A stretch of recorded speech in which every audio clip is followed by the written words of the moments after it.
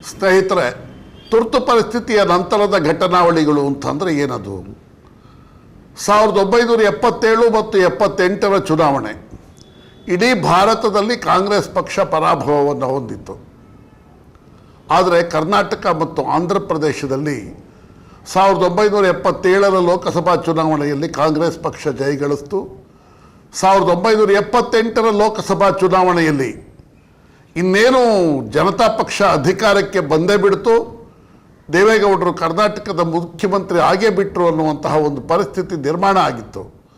ಅಂತಹ ಸಂದರ್ಭದಲ್ಲಿ ಕರ್ನಾಟಕದಲ್ಲಿ ಕಾಂಗ್ರೆಸ್ ಪಕ್ಷ ಭಾರಿ ಜಯವನ್ನು ಗಳಿಸ್ತು. 47% ಮತವನ್ನು ಗಳಿಸಿ 149 ವಿಧಾನಸಭಾ ಕ್ಷೇತ್ರಗಳಲ್ಲಿ ಕಾಂಗ್ರೆಸ್ ಜಯ ಗಳಿಸ್ತು. ಅಂದರೆ ಕಾಂಗ್ರೆಸ್ನ ಶಕ್ತಿ ಸಾಮರ್ಥ್ಯ ಎಷ್ಟು ಜನಮಾನಸದ ಅಂತರಾಳಕ್ಕೆ ನಾಟಿತ್ತು ಅನ್ನೋದಕ್ಕೆ ಅದು ಸಾಕ್ಷಿಯಾಗಿತ್ತು. 1978ರ ಚುನಾವಣೆಯ ನಂತರ ಕರ್ನಾಟಕದಲ್ಲಿ ಕ್ಷಿಪ್ರ ರಾಜಕೀಯ ಘಟನಾವಳಿಗಳು ಆರಂಭ ಆಯಿತು. ಅದೇನದು? ಇಂದಿರಾ ಗಾಂಧಿಯವರು ದಕ್ಷಿಣ ಭಾರತದ ಯಾವುದಾದರೂ ಒಂದು ಕ್ಷೇತ್ರದಿಂದ ಸ್ಪರ್ಧೆ ಮಾಡಬೇಕು ಅಂತ ಅಂದ್ಬಿಟ್ಟು ಅಂತಿಮವಾಗಿ ಅವರು ಚಿಕ್ಕಮಗಳೂರು ಲೋಕಸಭಾ ಕ್ಷೇತ್ರದಿಂದ ಸ್ಪರ್ಧೆ ಮಾಡಿದ್ರು. DB ಚಂದ್ರೇಗೌಡ ಅವರು ಇಂದಿರಾ ಗಾಂಧಿಯವರಿಗೆ ತಮ್ಮ ಲೋಕಸಭಾ ಕ್ಷೇತ್ರವನ್ನು ತೆರವು ಮಾಡಿಕೊಟ್ಟಿದ್ದರು. ಅಲ್ಲಿ ನಡೆದಂತಹ ಚುನಾವಣೆಯಲ್ಲಿ ಅರಸು ಅವರು ರೂಪಿಸಿದಂತಹ ರಾಜಕೀಯ ತಂತ್ರಗಾರಿಕೆಯ ಪರಿಣಾಮವಾಗಿ ಇಂದಿರಾ ಗಾಂಧಿಯವರು ಸುಮಾರು 74,000 ಮತಗಳ ಅಂತರದಿಂದ ಜಯಗಳಿಸಿದರು. ತದನಂತರ ಇಂದಿರಾ ಗಾಂಧಿಯವರ ಜನಪ್ರಿಯತೆ ಭಾರತದ ಮಟ್ಟದಲ್ಲಿ ಎಷ್ಟು ಎತ್ತರಕ್ಕೆ ಹೋಯಿತೋ ಅಷ್ಟೇ ಎತ್ತರಕ್ಕೆ ದೇವರಾಜ ಅರಸವರ ಜನಪ್ರಿಯತೆ ಭಾರತದ ಉದ್ದಗಲಕ್ಕೂ ಪಸರಿಸಿತು. ಇದು ಒಂದು ರೀತಿಯಲ್ಲಿ ದೇವರಾಜ ಅರಸು ಅವರಿಗೆ ಶಕ್ತಿಯಾಗುವುದರ ಬದಲು ಅವರ ರಾಜಕೀಯ ಬದುಕಿಗೆ ಮಾರಕವಾಗುವಂತಹ ಎಲ್ಲ ಸೂಚನೆಗಳನ್ನು ನೀಡಿತು. ತುರ್ತು ಪರಿಸ್ಥಿತಿಯ ಸಂದರ್ಭದಲ್ಲಿ ಇಂದಿರಾ ಗಾಂಧಿಯವರ ಸಾಮ್ರಾಜ್ಯದಲ್ಲಿ ಯುವರಾಜರಂತೆ ವಿಜೃಂಭಿಸ್ತಾ ಇದ್ದಂತಹ ಸಂಜಯ್ ಗಾಂಧಿ ದೇವರಾಜ ಅರಸವರ ಆ ಜನಪ್ರಿಯತೆಗೆ ಒಂದು ಲಗಾಮನ್ನು ಹಾಕುವಂತಹ ಪ್ರಯತ್ನವನ್ನು ಮಾಡಿದರು. ಅದಕ್ಕೆ ಅವರು ತಮ್ಮ ಹಿಂಬಾಲಕರು ಇಬ್ಬರನ್ನು ಆಯ್ಕೆ ಮಾಡಿದ್ರು. ಒಬ್ಬರು ಆರ್ ಗುಂಡೂರಾವ್, ಮತ್ತೊಬ್ಬರು FM ಖಾನ್. ಅದರ ಜೊತೆಗೆ ಈ ಇಂದಿರಾ ಗಾಂಧಿಯವರ ಟ್ರಬಲ್ ಶೂಟರ್ ಅಂತೆ ಹೆಸರಾಗಿದ್ದ ಜಾಫರ್ ಶರೀಫ್ ಅವರನ್ನು ಅಖಾಡಕ್ಕೆ ಇಳಿಸಿದ್ರು. ಅಂತಿಮವಾಗಿ 1980ರ ಲೋಕಸಭಾ ಚುನಾವಣೆಯ ವೇಳೆಗೆ ದೇವರಾಜ ಅರಸು ಪದಚ್ಯುತರಾಗಬೇಕಾಯಿತು. ಅರಸು ತಮ್ಮ ಜನಪ್ರಿಯತೆ, ಶಾಸಕರ ಮೇಲಿದ್ದಂತಹ ಹೋಲ್ಡ್ನ ಪರಿಣಾಮವಾಗಿ 1980ರ ಲೋಕಸಭಾ ಚುನಾವಣೆಯವರೆಗೆ ಶಾಸಕರ ಬೆಂಬಲವನ್ನು ಉಳಿಸ್ಕೊಂಡು ಮುಖ್ಯಮಂತ್ರಿಯಾಗಿ ಮುಂದುವರೆದಿದ್ದರು. ಆದರೆ 80ರ ಲೋಕಸಭಾ ಚುನಾವಣೆಯಲ್ಲಿ ಆ ವೇಳೆಗೆ ಕಾಂಗ್ರೆಸ್ ವಿಭಜನೆ ಆಗಿತ್ತು. ದೇವರಾಜ ಅರಸು ಕಾಂಗ್ರೆಸ್ ನೇತೃತ್ವವನ್ನು ವಹಿಸಿದರೆ ಇಂದಿರಾ ಗಾಂಧಿಯವರು ಇಂದಿರಾ ಕಾಂಗ್ರೆಸ್ ನೇತೃತ್ವವನ್ನು ವಹಿಸಿದರು. ಈ ಚುನಾವಣೆಯಲ್ಲಿ ಇದಕ್ಕೆ ಸಂಬಂಧಪಟ್ಟಂತಹ ಸಮಗ್ರ ವಿವರವನ್ನು ನಾನು ಈಗಾಗಲೇ ಹಿಂದೆ ಹೇಳಿದ್ದೇನೆ. ಈ ಚುನಾವಣೆಯಲ್ಲಿ ಅರಸು ಪರಾಭವಗೊಂಡ ನಂತರ ಅರಸು ಜೊತೆಯಲ್ಲಿದ್ದವರೆಲ್ಲರನ್ನೂ ಇಂದಿರಾ ಪಾಳ್ಯಕ್ಕೆ ಜಿಗಿದರು. ಇದರ ಪರಿಣಾಮವಾಗಿ 1980ರಲ್ಲಿ ಅರಸು ಮುಖ್ಯಮಂತ್ರಿ ಪದವಿಗೆ ರಾಜೀನಾಮೆಯನ್ನು ನೀಡಿದ್ರು. ಗುಂಡೂರಾವ್ ಅವರು ಕರ್ನಾಟಕದ ಮುಖ್ಯಮಂತ್ರಿ ಆದರು. ದೇವರಾಜ ಅರಸರ ಉತ್ತರಾಧಿಕಾರಿಯಾಗಿ ಆಯ್ಕೆಯಾದ ಗುಂಡೂರಾವ್ 1980ರಿಂದ 83ರವರೆಗೆ ಕರ್ನಾಟಕದ ಮುಖ್ಯಮಂತ್ರಿಯಾಗಿ ಅಧಿಕಾರ ಸೂತ್ರವನ್ನು ಹಿಡಿದಿದ್ರು. ವಸ್ತುಸ್ಥಿತಿಯ ನೆಲೆಗಟ್ಟಿನಲ್ಲಿ ನಾವು ಮಾತನಾಡೋದಾದರೆ ಈ 3 ವರ್ಷಗಳ ಅವಧಿಯ ಆಡಳಿತ ಏನಿದೆ, ಈ 3 ವರ್ಷಗಳ ಅವಧಿಯ ಆಡಳಿತದಲ್ಲಿ ಗುಂಡೂರಾವ್ ಅವರು ತುಂಬ ಶಿಸ್ತಿನ ಸರ್ಕಾರವನ್ನು ಕೊಡ್ತೀನಿ ಅಂತ ಅಂದ್ಬಿಟ್ಟು ಭಾವಿಸಿದರು. ಯಾವುದೇ ರೀತಿಯ ವರ್ಗಾವಣೆಗಳಿಗೆ ಅವಕಾಶವನ್ನು ನೀಡದೆ ಭ್ರಷ್ಟಾಚಾರವನ್ನು ನಿಯಂತ್ರಣ ಮಾಡಿ ಉತ್ತಮ ಸರ್ಕಾರವನ್ನು ನಾನು ಕೊಡ್ತೀನಿ ಎನ್ನುವಂತಹ ಭರವಸೆಯನ್ನು ಮೂಡಿಸುವ ಪ್ರಯತ್ನವನ್ನು ಮಾಡಿದ್ರು. ಆದರೆ ಅದು ನಿಜವಾಗಲೂ ಈಡೇರ್ತಾ? ವಾಸ್ತವಾಂಶಗಳ ನೆಲೆಗಟ್ಟಿನಲ್ಲಿ ಮತ್ತೆ ನಾವು ಅದನ್ನು ಪರ್ಯಾಲೋಚಿಸಿದಾಗ 3 ವರ್ಷಗಳ ಅವಧಿಯಲ್ಲಿ ಗುಂಡೂರಾವ್ ಅವರ ಪರಿಕಲ್ಪನೆಯ ಸರ್ಕಾರ ಸಾಕಾರಗೊಳ್ಳೋದಕ್ಕೆ ಸಾಧ್ಯನೇ ಆಗಲಿಲ್ಲ. ಯಾಕೆ ಅಂತಂದರೆ ಗುಂಡೂರಾವ್ ಅವರ ಈ 3 ವರ್ಷಗಳ ಸರ್ಕಾರ ಸ್ಪಂದನಾರಹಿತ ಸರ್ಕಾರ ಆಗಿತ್ತು. ದೇವರಾಜ ಅರಸು ಸುಮಾರು 8 ವರ್ಷಗಳ ಕಾಲ ಕರ್ನಾಟಕದ ಮುಖ್ಯಮಂತ್ರಿಯಾಗಿ ಅಧಿಕಾರ ಸೂತ್ರ ಹಿಡಿದಿದ್ದ ಸಂದರ್ಭದಲ್ಲಿ ನಿಜಕ್ಕೂ ಒಬ್ಬ ಮಹಾರಾಜನ ರೀತಿಯಲ್ಲಿ ಅವರು ಅಧಿಕಾರವನ್ನು ಮಾಡಿದರು. ಎಲ್ಲ ಬಡವರ ಕಷ್ಟ ಕಾರ್ಪಣ್ಯಗಳಿಗೆ ಸ್ಪಂದಿಸುವಂತಹ ರಾಜಕೀಯ ವ್ಯಕ್ತಿತ್ವವನ್ನು, ಮುತ್ಸದ್ದಿ ವ್ಯಕ್ತಿತ್ವವನ್ನು ಅರಸು ಹೊಂದಿದ್ರು. ಆದರೆ ಗುಂಡೂರಾವ್ ಅವರಿಗೆ ಆಡಳಿತದ ಅನುಭವ ನಿಜಕ್ಕೂ ಕಡಿಮೆ ಇತ್ತು. ಅವರ ಆಶಯ ಉತ್ತಮವಾಗಿತ್ತು, ಆದರೆ ಅನುಭವದ ಕೊರತೆ ಇತ್ತದು. ಅವರು 1972ರಲ್ಲಿ ಪ್ರಪ್ರಥಮ ಬಾರಿಗೆ ಸೋಮವಾರಪೇಟೆ ಕ್ಷೇತ್ರದಿಂದ ವಿಧಾನಸಭೆಗೆ ಆಯ್ಕೆಯಾದರು. 80ಕ್ಕೆ ಕರ್ನಾಟಕದ ಮುಖ್ಯಮಂತ್ರಿ ಆಗೇ ಬಿಟ್ಟರು. ಅಂದರೆ ಅವರ ಆಡಳಿತದ ಅನುಭವ ಶಾಸಕನಾಗಿಯೂ ಕೇವಲ 8 ವರ್ಷಗಳ ಅವಧಿ ಮಾತ್ರ. ಗುಂಡೂರಾವ್ ಅವರ ಸದಾಶಯ ಏನೇ ಇದ್ರೂ ಅಂತಿಮವಾಗಿ ಈ ಸರ್ಕಾರವನ್ನು ಕರ್ನಾಟಕದ ಜನ ಏನಂತ ಕರೆದ್ರು ಅಂತಂದರೆ, ಇದೊಂದು ತುಘಲಕ್ ಸರ್ಕಾರ, ಬಂಡೆಯಂತಹ ಸರ್ಕಾರ ಅಂತ ಕರೆದರು. ಈ 3 ವರ್ಷಗಳ ಅವಧಿಯಲ್ಲಿ ಘಟಿಸಿದಂತಹ ಪ್ರಮುಖ ಘಟನಾವಳಿಗಳು ಏನು ಅನ್ನೋದನ್ನು ನಾವು ನೋಡೋಣ.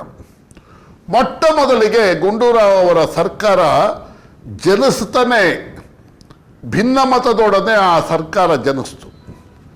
ಹೇಗೆ ಅದು ಭಿನ್ನಮತದೊಡನೆ ಸರ್ಕಾರ ಜನಿಸ್ತು ಅಂತಂದರೆ, 1980ರ ಲೋಕಸಭಾ ಚುನಾವಣೆಗೆ ಪೂರ್ವಭಾವಿಯಾಗಿ ಅರಸು ಅವರ ಹಿಂದುಳಿದ ವರ್ಗಗಳ ರಾಜಕೀಯ ಸಿದ್ಧಾಂತ ಇದೆಯಲ್ಲ, ಅದಕ್ಕೆ ಸೆಡ್ಡು ಹೊಡೆದು ಅವರಿಗೆ ಪ್ರತಿಯಾಗಿ ಮತ್ತೊಬ್ಬ ನಾಯಕನನ್ನು ರೂಪಿಸಬೇಕು ಅಂತ ಅಂದ್ಬಿಟ್ಟು ಕಾಂಗ್ರೆಸ್ ಹೈಕಮಾಂಡ್ ಅರ್ಥಾತ್ ಆವತ್ತಿನ ರಾಜಕುಮಾರ ಸಂಜಯ್ ಗಾಂಧಿಯವರು ಒಂದು ತಂತ್ರಗಾರಿಕೆಯನ್ನು ಮಾಡಿದ್ರು. ಹಿಂದುಳಿದ ಸಮುದಾಯಕ್ಕೆ ಸೇರಿದ ಎಸ್ ಬಂಗಾರಪ್ಪ ಅವರನ್ನು ರಾಜ್ಯ ಕಾಂಗ್ರೆಸ್ ಅಧ್ಯಕ್ಷರನ್ನಾಗಿ ಮಾಡಿದರು. ಅವರ ಜೊತೆಗೆ ಗುಂಡೂರಾವ್, ಧರ್ಮ್ ಸಿಂಗ್, ವೀರಪ್ಪ ಮೊಯ್ಲಿ, ಬಿ ಶಿವಣ್ಣ, ರೇಣುಕಾ ರಾಜೇಂದ್ರನ್ ಇವರೆಲ್ಲರೂ ಇದ್ದರು. ಆದರೆ ಬಂಗಾರಪ್ಪನವರಿಗೆ ಲೋಕಸಭಾ ಚುನಾವಣೆಯ ನಂತರ ಘಟಿಸಿದಂತಹ ಭಾರೀ ಪಕ್ಷಾಂತರ, ಅರಸು ರಾಜೀನಾಮೆ ಮತ್ತು ಮುಂದಿನ ಮುಖ್ಯಮಂತ್ರಿ ಯಾರು ಅನ್ನುವ ಪ್ರಶ್ನೆ ಬಂದಾಗ ಬಂಗಾರಪ್ಪ ನಿರೀಕ್ಷೆ ಮಾಡಿದರು, ತಾವು ಕರ್ನಾಟಕದ ಮುಖ್ಯಮಂತ್ರಿ ಆಗಬಹುದು, ಅರಸು ಉತ್ತರಾಧಿಕಾರಿ ತಾನಾಗ್ತೀನಿ ಅಂತ ಬಂಗಾರಪ್ಪ ಭಾವಿಸಿದರು. ಆದರೆ ಇಂದಿರಾ ಗಾಂಧಿ, ಸಂಜಯ್ ಗಾಂಧಿ ಅವರ ನಿರ್ಧಾರ ಬೇರೆ ಆಗಿತ್ತು. They selected Gundu Rao as the chief minister. ಬಂಗಾರಪ್ಪನವರಿಗೆ ಇದರಿಂದ ದೊಡ್ಡ ಅಸಮಾಧಾನ ಆಯಿತು. ಇದರ ಮೂಲಕ ಏನಾಯಿತು ಅಂತಂದರೆ, ಗುಂಡೂರಾವ್ ಅವರ ಸರ್ಕಾರದ ಜನನದ ಜೊತೆಯಲ್ಲಿಯೇ ಭಿನ್ನಮತವೂ ಜನಿಸ್ತು. ಬಂಗಾರಪ್ಪ ಗುಂಡೂರಾವ್ ಅವರ ಸರ್ಕಾರದಲ್ಲಿ ಸಚಿವರಾಗಿ ಪ್ರಮಾಣ ವಚನ ಸ್ವೀಕರಿಸುವುದರ ಜೊತೆಗೆ ತಮ್ಮ ಅತೃಪ್ತಿ, ಅಸಮಾಧಾನವನ್ನು ಆಸ್ಫೋಟಿಸ್ತಾ ಬಂದರು. ಒಂದು ರೀತಿಯಲ್ಲಿ ಬಂಗಾರಪ್ಪ ದೇವರಾಜ ಅರಸು ಅವರ ಆ ಒಂದು ಸಾಮಾಜಿಕ ನ್ಯಾಯ ಸಿದ್ಧಾಂತದ ವಾರಸುದಾರನಂತೆ ಗುಂಡೂರಾವ್ ಅವರ ಸರ್ಕಾರದಲ್ಲಿ ಗರ್ಜನೆ ಮಾಡೋದಕ್ಕೆ ಪ್ರಾರಂಭ ಮಾಡಿದರು. ಇದು ಮೊಟ್ಟ ಮೊದಲ ಗಂಭೀರವಾದಂತಹ ಬೆಳವಣಿಗೆ ಗುಂಡೂರಾವ್ ಅವರ ಸರ್ಕಾರದಲ್ಲಿ ಘಟಿಸಿತು. ಎರಡನೇದೇನು, ದೇವರಾಜ ಅರಸವರು ಕಾಂಗ್ರೆಸ್ ಯು ಅಂತ ಮಾಡಿದ್ರು. ಅದು ರಾಷ್ಟ್ರ ಮಟ್ಟದ ಪಕ್ಷ ಆಗಿತ್ತು. ಆ ರಾಷ್ಟ್ರ ಮಟ್ಟದ ರಾಜ್ಯ ಘಟಕಕ್ಕೆ DB ಚಂದ್ರೇಗೌಡ ಅವರು ಅಧ್ಯಕ್ಷರಾಗಿದ್ದರು. ಕೆಲ ದಿನಗಳ ನಂತರ ದೇವರಾಜ ಅರಸು ಒಂದು ನಿರ್ಧಾರವನ್ನು ತೆಗೆದುಕೊಂಡರು. ದೇವರಾಜ ಅರಸರ ಉತ್ತರಾಧಿಕಾರಿಯಾಗಿ ಆಯ್ಕೆಯಾದ ಗುಂಡೂರಾವ್ 1980ರಿಂದ 83ರವರೆಗೆ ಕರ್ನಾಟಕದ ಮುಖ್ಯಮಂತ್ರಿಯಾಗಿ ಅಧಿಕಾರ ಸೂತ್ರವನ್ನು ಹಿಡಿದಿದ್ದರು. ವಸ್ತುಸ್ಥಿತಿಯ ನೆಲೆಗಟ್ಟಿನಲ್ಲಿ ನಾವು ಮಾತನಾಡೋದಾದರೆ, ಈ 3 ವರ್ಷಗಳ ಅವಧಿಯ ಆಡಳಿತ ಏನಿದೆ, ಈ 3 ವರ್ಷಗಳ ಅವಧಿಯ ಆಡಳಿತದಲ್ಲಿ ಗುಂಡೂರಾವ್ ಅವರು ತುಂಬ ಶಿಸ್ತಿನ ಸರ್ಕಾರವನ್ನು ಕೊಡ್ತೀನಿ ಅಂತ ಅಂದ್ಬಿಟ್ಟು ಭಾವಿಸಿದರು. ಯಾವುದೇ ರೀತಿಯ ವರ್ಗಾವಣೆಗಳಿಗೆ ಅವಕಾಶವನ್ನು ನೀಡದೆ, ಭ್ರಷ್ಟಾಚಾರವನ್ನು ನಿಯಂತ್ರಣ ಮಾಡಿ ಉತ್ತಮ ಸರ್ಕಾರವನ್ನು ನಾನು ಕೊಡ್ತೀನಿ ಎನ್ನುವಂತಹ ಭರವಸೆಯನ್ನು ಮೂಡಿಸುವ ಪ್ರಯತ್ನವನ್ನು ಮಾಡಿದ್ರು. ಆದರೆ ಅದು ನಿಜವಾಗಲೂ ಈಡೇರ್ತಾ? ವಾಸ್ತವಾಂಶಗಳ ನೆಲೆಗಟ್ಟಿನಲ್ಲಿ ಮತ್ತೆ ನಾವು ಅದನ್ನು ಪರ್ಯಾಲೋಚಿಸಿದಾಗ 3 ವರ್ಷಗಳ ಅವಧಿಯಲ್ಲಿ ಗುಂಡೂರಾವ್ ಅವರ ಪರಿಕಲ್ಪನೆಯ ಸರ್ಕಾರ ಸಾಕಾರಗೊಳ್ಳೋದಕ್ಕೆ ಸಾಧ್ಯನೇ ಆಗಲಿಲ್ಲ. ಯಾಕೆ ಅಂತಂದರೆ, ಗುಂಡೂರಾವ್ ಅವರ ಈ 3 ವರ್ಷಗಳ ಸರ್ಕಾರ ಸ್ಪಂದನಾರಹಿತ ಸರ್ಕಾರ ಆಗಿತ್ತು. ದೇವರಾಜ ಅರಸು ಸುಮಾರು 8 ವರ್ಷಗಳ ಕಾಲ ಕರ್ನಾಟಕದ ಮುಖ್ಯಮಂತ್ರಿಯಾಗಿ ಅಧಿಕಾರ ಸೂತ್ರ ಹಿಡಿದಿದ್ದ ಸಂದರ್ಭದಲ್ಲಿ ನಿಜಕ್ಕೂ ಒಬ್ಬ ಮಹಾರಾಜನ ರೀತಿಯಲ್ಲಿ ಅವರು ಅಧಿಕಾರವನ್ನು ಮಾಡಿದರು. ಎಲ್ಲ ಬಡವರ ಕಷ್ಟ ಕಾರ್ಪಣ್ಯಗಳಿಗೆ ಸ್ಪಂದಿಸುವಂತಹ ರಾಜಕೀಯ ವ್ಯಕ್ತಿತ್ವವನ್ನು, ಮುತ್ಸದ್ದಿ ವ್ಯಕ್ತಿತ್ವವನ್ನು ಅರಸು ಹೊಂದಿದ್ರು. ಆದರೆ ಗುಂಡೂರಾವ್ ಅವರಿಗೆ ಆಡಳಿತದ ಅನುಭವ ನಿಜಕ್ಕೂ ಕಡಿಮೆ ಇತ್ತು. ಅವರ ಆಶಯ ಉತ್ತಮವಾಗಿತ್ತು, ಆದರೆ ಅನುಭವದ ಕೊರತೆ ಇತ್ತದು. ಅವರು 1972ರಲ್ಲಿ ಪ್ರಪ್ರಥಮ ಬಾರಿಗೆ ಸೋಮವಾರಪೇಟೆ ಕ್ಷೇತ್ರದಿಂದ ವಿಧಾನಸಭೆಗೆ ಆಯ್ಕೆಯಾದರು. 80ಕ್ಕೆ ಕರ್ನಾಟಕದ ಮುಖ್ಯಮಂತ್ರಿ ಆಗೇ ಬಿಟ್ಟರು. ಅಂದರೆ ಅವರ ಆಡಳಿತದ ಅನುಭವ ಶಾಸಕನಾಗಿಯೂ ಕೇವಲ 8 ವರ್ಷಗಳ ಅವಧಿ ಮಾತ್ರ. ಗುಂಡೂರಾವ್ ಅವರ ಸದಾಶಯ ಏನೇ ಇದ್ರೂ ಅಂತಿಮವಾಗಿ ಈ ಸರ್ಕಾರವನ್ನು ಕರ್ನಾಟಕದ ಜನ ಏನಂತ ಕರೆದ್ರು ಅಂತಂದರೆ, ಇದೊಂದು ತುಘಲಕ್ ಸರ್ಕಾರ, ಬಂಡೆಯಂತಹ ಸರ್ಕಾರ ಅಂತ ಕರೆದರು. ಈ 3 ವರ್ಷಗಳ ಅವಧಿಯಲ್ಲಿ ಘಟಿಸಿದಂತಹ ಪ್ರಮುಖ ಘಟನಾವಳಿಗಳು ಏನು ಅನ್ನೋದನ್ನು ನಾವು ನೋಡೋಣ. ಮೊಟ್ಟ ಮೊದಲಿಗೆ ಗುಂಡೂರಾವ್ ಅವರ ಸರ್ಕಾರ ಜನಿಸ್ತಾನೆ ಭಿನ್ನಮತದೊಡನೆ ಆ ಸರ್ಕಾರ ಜನಿಸ್ತು. ಹೇಗೆ ಅದು ಭಿನ್ನಮತದೊಡನೆ ಸರ್ಕಾರ ಜನಿಸ್ತು ಅಂತಂದರೆ, 1980ರ ಲೋಕಸಭಾ ಚುನಾವಣೆಗೆ ಪೂರ್ವಭಾವಿಯಾಗಿ ಅರಸು ಅವರ ಹಿಂದುಳಿದ ವರ್ಗಗಳ ರಾಜಕೀಯ ಸಿದ್ಧಾಂತ ಇದೆಯಲ್ಲ, ಅದಕ್ಕೆ ಸೆಡ್ಡು ಹೊಡೆದು ಅವರಿಗೆ ಪ್ರತಿಯಾಗಿ ಮತ್ತೊಬ್ಬ ನಾಯಕನನ್ನು ರೂಪಿಸಬೇಕು ಅಂತ ಅಂದ್ಬಿಟ್ಟು ಕಾಂಗ್ರೆಸ್ ಹೈಕಮಾಂಡ್ ಅರ್ಥಾತ್ ಆವತ್ತಿನ ರಾಜಕುಮಾರ ಸಂಜಯ್ ಗಾಂಧಿಯವರು ಒಂದು ತಂತ್ರಗಾರಿಕೆಯನ್ನು ಮಾಡಿದ್ರು. ಹಿಂದುಳಿದ ಸಮುದಾಯಕ್ಕೆ ಸೇರಿದ ಎಸ್ ಬಂಗಾರಪ್ಪ ಅವರನ್ನು ರಾಜ್ಯ ಕಾಂಗ್ರೆಸ್ ಅಧ್ಯಕ್ಷರನ್ನಾಗಿ ಮಾಡಿದರು. ಅವರ ಜೊತೆಗೆ ಗುಂಡೂರಾವ್, ಧರ್ಮ್ ಸಿಂಗ್, ವೀರಪ್ಪ ಮೊಯ್ಲಿ, ಬಿ ಶಿವಣ್ಣ, ರೇಣುಕಾ ರಾಜೇಂದ್ರನ್ ಇವರೆಲ್ಲರೂ ಇದ್ದರು. ಆದರೆ ಬಂಗಾರಪ್ಪನವರಿಗೆ ಲೋಕಸಭಾ ಚುನಾವಣೆಯ ನಂತರ ಘಟಿಸಿದಂತಹ ಭಾರೀ ಪಕ್ಷಾಂತರ, ಅರಸು ರಾಜೀನಾಮೆ ಮತ್ತು ಮುಂದಿನ ಮುಖ್ಯಮಂತ್ರಿ ಯಾರು ಅನ್ನುವ ಪ್ರಶ್ನೆ ಬಂದಾಗ ಬಂಗಾರಪ್ಪ ನಿರೀಕ್ಷೆ ಮಾಡಿದರು, ತಾವು ಕರ್ನಾಟಕದ ಮುಖ್ಯಮಂತ್ರಿ ಆಗಬಹುದು, ಅರಸು ಉತ್ತರಾಧಿಕಾರಿ ತಾನಾಗ್ತೀನಿ ಅಂತ ಬಂಗಾರಪ್ಪ ಭಾವಿಸಿದರು. ಆದರೆ ಇಂದಿರಾ ಗಾಂಧಿ, ಸಂಜಯ್ ಗಾಂಧಿ ಅವರ ನಿರ್ಧಾರ ಬೇರೆ ಆಗಿತ್ತು. They selected Gundu Rao as the chief minister. ಬಂಗಾರಪ್ಪನವರಿಗೆ ಇದರಿಂದ ದೊಡ್ಡ ಅಸಮಾಧಾನ ಆಯಿತು. ಇದರ ಮೂಲಕ ಏನಾಯಿತು ಅಂತಂದರೆ, ಗುಂಡೂರಾವ್ ಅವರ ಸರ್ಕಾರದ ಜನನದ ಜೊತೆಯಲ್ಲಿಯೇ ಭಿನ್ನಮತವೂ ಜನಿಸ್ತು. ಬಂಗಾರಪ್ಪ ಗುಂಡೂರಾವ್ ಅವರ ಸರ್ಕಾರದಲ್ಲಿ ಸಚಿವರಾಗಿ ಪ್ರಮಾಣ ವಚನ ಸ್ವೀಕರಿಸುವುದರ ಜೊತೆಗೆ ತಮ್ಮ ಅತೃಪ್ತಿ, ಅಸಮಾಧಾನವನ್ನು ಆಸ್ಫೋಟಿಸ್ತಾ ಬಂದರು. ಒಂದು ರೀತಿಯಲ್ಲಿ ಬಂಗಾರಪ್ಪ ದೇವರಾಜ ಅರಸು ಅವರ ಆ ಒಂದು ಸಾಮಾಜಿಕ ನ್ಯಾಯ ಸಿದ್ಧಾಂತದ ವಾರಸುದಾರನಂತೆ ಗುಂಡೂರಾವ್ ಅವರ ಸರ್ಕಾರದಲ್ಲಿ ಗರ್ಜನೆ ಮಾಡೋದಕ್ಕೆ ಪ್ರಾರಂಭ ಮಾಡಿದರು. ಇದು ಮೊಟ್ಟ ಮೊದಲ ಗಂಭೀರವಾದಂತಹ ಬೆಳವಣಿಗೆ ಗುಂಡೂರಾವ್ ಅವರ ಸರ್ಕಾರದಲ್ಲಿ ಘಟಿಸಿತು. ಎರಡನೇದೇನು, ದೇವರಾಜ ಅರಸು ಅವರು ಕಾಂಗ್ರೆಸ್ ಯು ಅಂತ ಮಾಡಿದ್ರು. ಅದು ರಾಷ್ಟ್ರ ಮಟ್ಟದ ಪಕ್ಷ ಆಗಿತ್ತು. ಆ ರಾಷ್ಟ್ರ ಮಟ್ಟದ ರಾಜ್ಯ ಘಟಕಕ್ಕೆ DB ಚಂದ್ರೇಗೌಡ ಅವರು ಅಧ್ಯಕ್ಷರಾಗಿದ್ದರು. ಕೆಲ ದಿನಗಳ ನಂತರ ದೇವರಾಜ ಅರಸು ಒಂದು ನಿರ್ಧಾರವನ್ನು ತೆಗೆದುಕೊಂಡರು. ನನ್ನ ಚಿಂತನೆಯ ಪಕ್ಷ ರಾಷ್ಟ್ರವ್ಯಾಪಿ ಸ್ವರೂಪವನ್ನು ಹೊಂದಿರೋದು ಬೇಡ, ಇದಕ್ಕೆ ರಾಜ್ಯ ಮಟ್ಟದ ಸ್ವರೂಪವನ್ನು ಕೊಡಬೇಕು ಅಂತ ಅಂದ್ಬಿಟ್ಟು ಅರಸು ನಿರ್ಧಾರವನ್ನು ಮಾಡಿ ತಮಿಳುನಾಡಿನ DMK ಮಾದರಿಯಲ್ಲಿ ಕರ್ನಾಟಕದಲ್ಲಿ ಕರ್ನಾಟಕದ ನೆಲ, ಜಲ, ಭಾಷೆ ಮತ್ತು ಕನ್ನಡಿಗರ ಬಟ್ಟೆ, ಅನ್ನ, ಸೂರು ಈ ಬೇಡಿಕೆಗಳನ್ನು ಈಡೇರಿಸುವಂತಹ ಒಂದು ರಾಜಕೀಯ ಪಕ್ಷವನ್ನು ಸ್ಥಾಪನೆ ಮಾಡಬೇಕು ಅಂತ ನಿರ್ಧಾರ ಮಾಡಿದ್ರು. ಅದರ ಪರಿಣಾಮವಾಗಿ ಸ್ಥಾಪನೆಗೊಂಡದ್ದೇ ಕ್ರಾಂತಿರಂಗ. ದೇವರಾಜ ಅರಸು ಅವರು ಪ್ರಾದೇಶಿಕ ಪರಿಕಲ್ಪನೆಯ ಒಂದು ಪಕ್ಷವನ್ನು ಸ್ಥಾಪನೆ ಮಾಡಬೇಕು ಅನ್ನುವ ನಿರ್ಧಾರವನ್ನು ಕೈಗೊಂಡರು. ಅದೇ ಕರ್ನಾಟಕ ಕ್ರಾಂತಿರಂಗ.